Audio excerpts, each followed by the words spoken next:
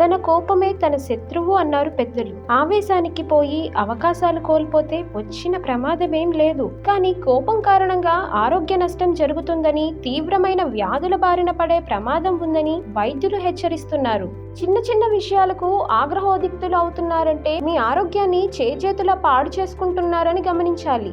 ఇంతకీ చీటికి మాటికి వచ్చే కోపం ఎంత చేటు చేస్తుందంటే, కోపం కారణంగా కడుపులో అల్సర్ మరియు గ్యాస్ట్రిక్ సమస్యలు పెరుగుతాయి. కోపంగా ఉన్న సమయంలో మన మెదడులోని రక్తనాళాలు సంకోచిస్తాయి. ఇలాంటి పరిస్థితులలో కోపం ఒక్కొక్కసారి రక్తనాళాలు దెబ్బతీసేలా చేస్తుంది.